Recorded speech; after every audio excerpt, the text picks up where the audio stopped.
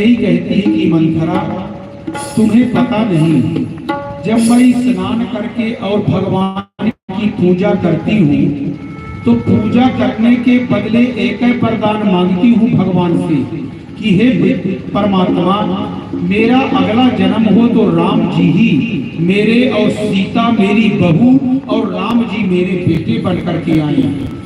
एक भावना है मेरे मन में। तो मंथरा को लगा कि कैकेयी कहती है कि बहुत प्रेम करते हैं राम मुझसे, और अभी ये भावना भी बनी है कहीं न कहीं कि राम चाहे जितना प्रेम करते हैं मुझसे, लेकिन है तो पराई ही, सौत के बेटी ही है राम। इसलिए कैकेयी चाहे जितना प्रेम करती है राम से, लेकिन राम को अभी वो पराया ही मानती है।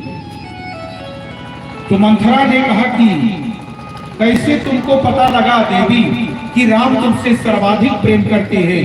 तो कैकेयी कहती है कि मुँह पर करहि स्नेह बिसेखी, मैं करी प्रीत परीक्षा देखी। मैं परीक्षा किया हूँ राम जी की, और राम की परीक्षा लेकर के देखी हूँ कि राम मुझसे प्रेम करते हैं।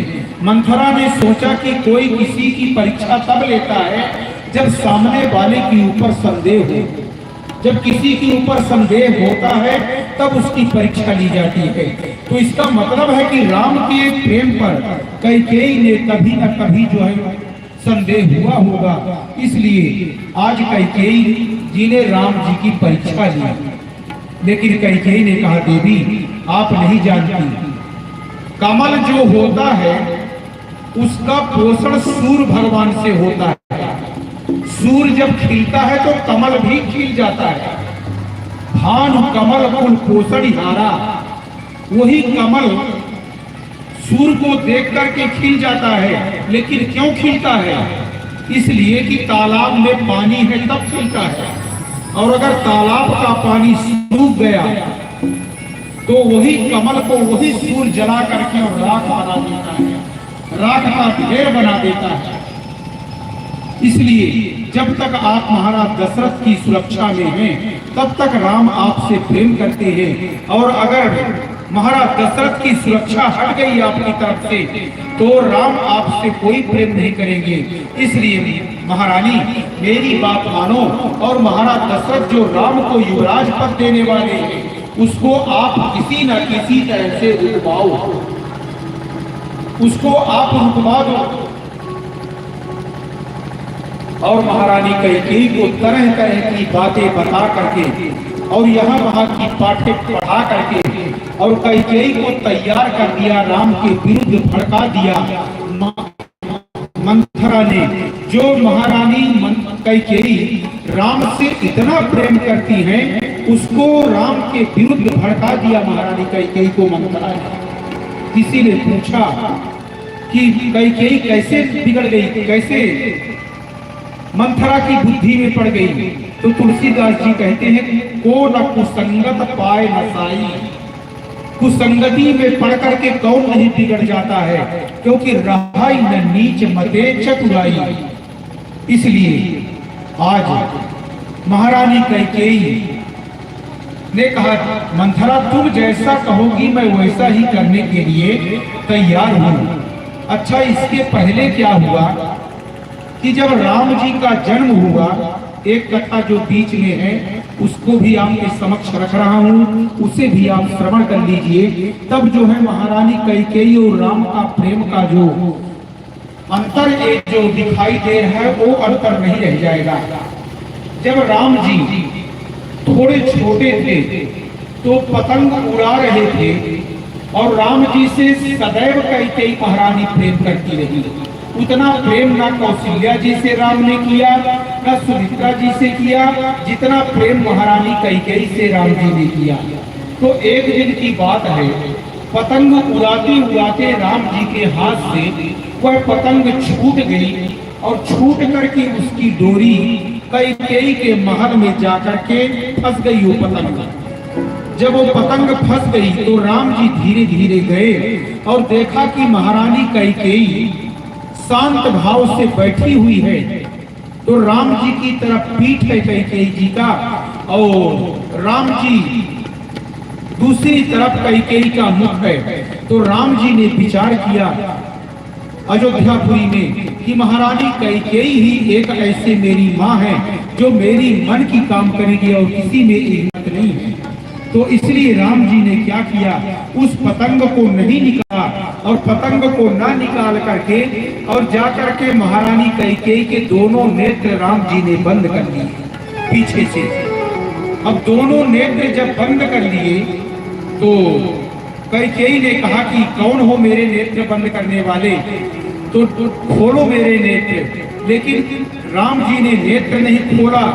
तो कैकेयी ने दोनों हाथ से राम जी के हाथ का टटोला और जब राम जी के हाथ को टटोला तो भुजा निरखी रघुवीर की। कैकेयी बोली बैठ। कैकेयी ने कहा कि बेटा राम, मैं जान गई कि तुम हो जो मेरे नेत्र बंद किए हो। तुम आंख खोल दो, क्या चाहिए तुम्हें, बताओ तुम। तो राम जी ने कहा माता ऐसे मैं नेत्र नहीं खोलूंगा, आज मैं आपसे कुछ मांगने के लिए आया हूँ, आप मुझे दीजिए कुछ। तो राम जी की बात सुनकर कैकेयी ने कहा कि बेटा राम, मैं तो तेरे लिए प्राण त्याग कर सकती हूँ, प्राण दे सकती हूँ, ये वस्तु की कौन सी बात है, तुम मांगो तो सही कि क्या चाहिए तुम्हें। तो राम जी ने कहा माता ऐसे नहीं मांगूंगा, 3 बार कह दो, आप 3 वचन दो मुझे कि बेटा राम जो तुम मांगोगे मैं दूंगी। 3 बार ऐसे वचन दो और मेरी सौगंध खाओ, मेरी कसम खाओ कि राम मैं तुम्हारी सौगंध खाकर कहती हूँ कि जो तुम मांगोगे वही मैं तुमको दे दूंगी।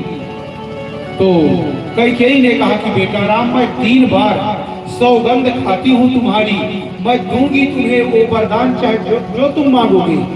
तो राम जी ने कहा कि माता उस वरदान को देने में हो सकता है आपको बड़ी भारी विपत्ति का सामना करना पड़े, लेकिन आप क्या करेंगे उस समय, क्या वरदान देंगे, पूर्ति करेंगे कि बदल जाएंगे।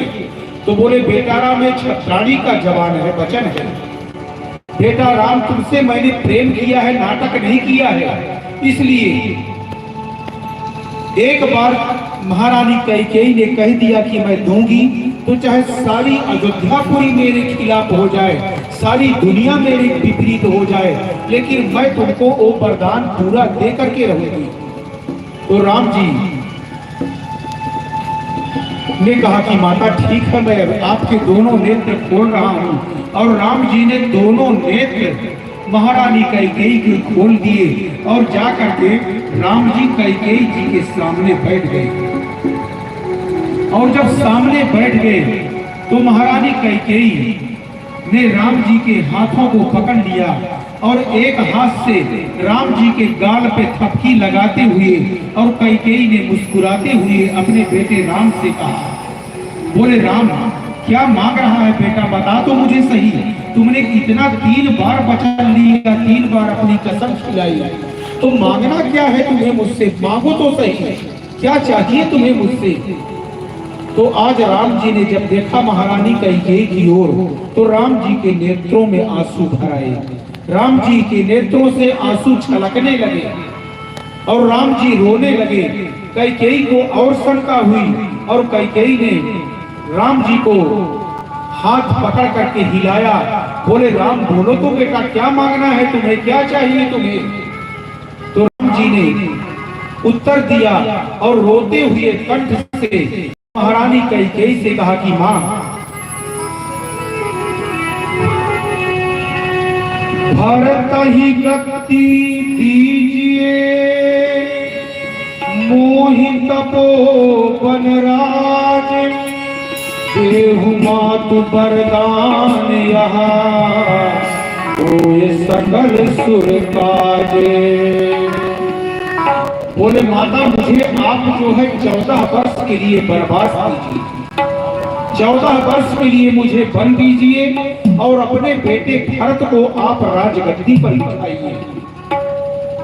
और जब कैकेयी ने सुना तो कैकेयी ने राम जी से कहा, अरे राम क्या तुम मजाक कर रहे हो, क्या कर रहे हो। बोले नहीं माता, मैं मजाक नहीं कर रहा हूँ, मैं तो केवल आपसे अपने मन की बात प्रकट कर रहा हूँ कि आप मेरे लिए 14 वर्ष का वनवास मांगिए। तो कैकेयी जी ने जब सुना तो तुरंत कैकेयी जी मूर्छित होकर के गिर पड़ी और राम जी ने अपने पीताम्बर से महारानी कैकेयी को हवा किया, पानी का छींटा मारा और जब महारानी कैकेयी उठ करके बैठी तो राम जी के सामने राम जी को हृदय से लगा करके और महारानी कैकेयी रोने लगी। और इतना रोती है महारानी कैकेयी कि राम जी के सारे शरीर को भिगा दिया अपने आंसुओं से और बोले बेटा राम, चाहे तू मेरा प्राण ले ले, मुझे प्राण त्याग करना पड़े, लेकिन एक वरदान मैं तुम्हें नहीं दे सकती, क्योंकि सारी दुनिया जानती है कि मैंने तुमसे प्रेम किया है और इतना प्रेम किया है कि जिस क्षण मैं तुमको देखती नहीं उस क्षण मेरे से एक बूंद जल का पिया नहीं जाता है। और आज जब मैंने तुमसे इतना प्रेम किया तो मैं किस मुख से तुम्हें वनवास भेज पाऊंगी और कैसे वनवास दे पाऊंगी।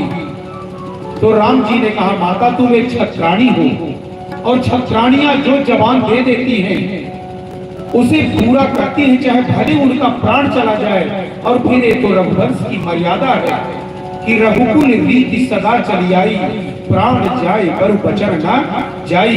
ये तो रघुवंश की मर्यादा है कि प्राण चले जाए तो चले जाए, लेकिन वचन खाली नहीं हो सकते। और उसमें भी मैं तुम्हारा बेटा राम, जो इतना तुम प्रेम करती हो, मेरे लिए तुम्हें इस वरदान को मांगना पड़ेगा। तो बोले बेटा चाहे जो कुछ भी हो जाए, लेकिन मैं एक वरदान मांग करके संसार में अपयश नहीं लेना चाहती।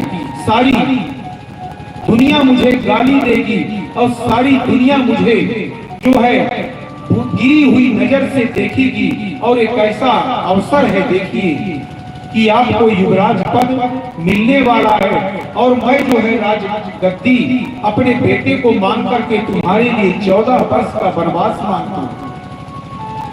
लेकिन राम जी ने माता कैकेयी के आंसुओं को पूछा और आंसू पोंछ करके और राम जी ने कहा कि माता देखो, मेरे नेत्रों से आंसू बह रहे थे, लेकिन अपने आंसुओं को भी मैंने पोंछ लिया और तुम्हारे आंसुओं को भी मैं पोंछ लिया। अब तुम रोना मत और मैं भी नहीं रो रहा हूं, लेकिन मेरे लिए तुमको एक वरदान मांगना ही पड़ेगा।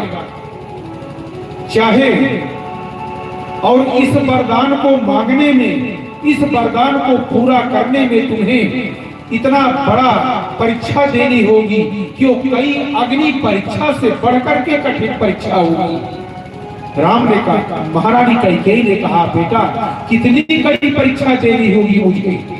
तो बोले तुम्हारे मांग का सिंदूर जो है वो भी इस परीक्षा पे लग जाएगी और हाथ की चूड़ियां भी लग जाएगी इस दांव पर, लेकिन तुम्हें राम माता मेरे लिए वरदान मांगना पड़ेगा तुम्हें। और आज महारानी कैकेयी के नेत्रों से आंसू भरे हैं और राम जी को हृदय से लगा करके और